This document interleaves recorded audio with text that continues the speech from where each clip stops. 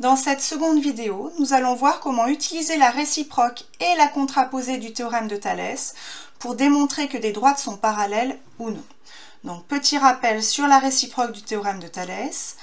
Donc, si les droites BM et CN sont séquentes en A, et si les rapports AM sur AB et AN sur AC sont égaux, il faut aussi vérifier que les points ABM et ACN sont alignés dans le même ordre. Alors, dans ce cas, les droites MN et BC sont parallèles. Donc maintenant, si j'applique ce théorème pour démontrer que des droites sont parallèles dans l'exemple suivant, donc ici, je sais que AM est égal à 17, AB est égal à 42,5 cm, AN est égal à 21 cm et AC est égal à 52,5 cm. Donc le premier réflexe quand vous avez un exercice comme ça, c'est de mettre les longueurs sur la figure. Donc faites-le bien dans vos cahiers. Alors, maintenant, je vais commencer à rédiger. Donc, les droites MB et NC sont séquentes en A.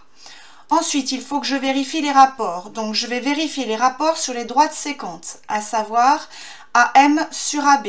Donc, ça fait 17 sur 42,5 et si je le calcule, ça fait 0,4.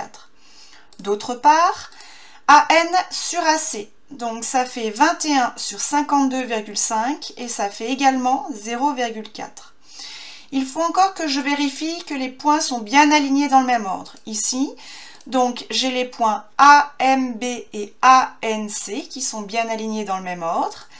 Donc d'après la réciproque du théorème de Thalès, je peux en déduire que les droites MN et BC sont parallèles. Donc voilà pour le premier exemple. Maintenant, si je veux utiliser la contraposée du théorème de Thalès, qui est la suivante.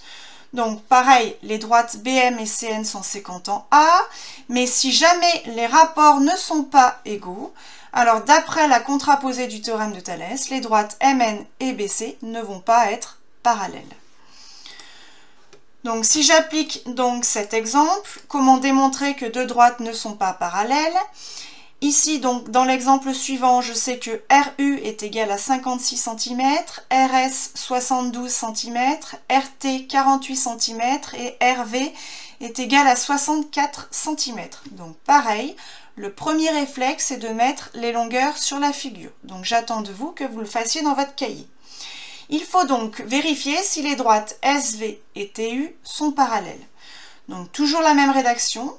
Donc ici ce sont les droites SU et VT qui sont séquentes en R. Donc je rappelle dès la première phrase, il faut les 5 points SU, VT et R de votre figure.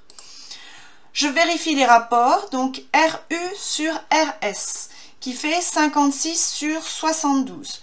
Si je le calcule, je n'ai pas de valeur exacte. Donc je préfère pour l'instant laisser la fraction. RT sur RV, ça nous donne 48 sur 64. Pareil, si je le calcule, je n'ai pas de valeur exacte, je n'ai qu'une valeur approchée. Donc je laisse la fraction.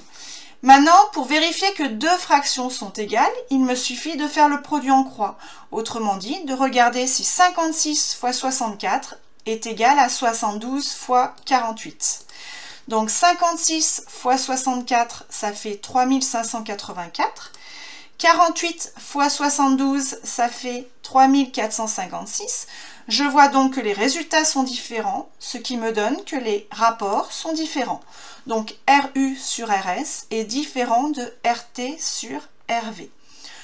Conséquence, je peux soit appliquer le théorème de Thalès direct, à savoir si les droites étaient parallèles, alors d'après le théorème de Thalès, j'aurai l'égalité au niveau des rapports, à savoir RU sur RS serait égal à RT sur RV.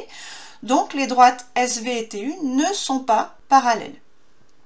Deuxième rédaction possible, d'après la contraposée du théorème de Thalès, je peux en déduire que les droites SV et TU ne sont pas parallèles.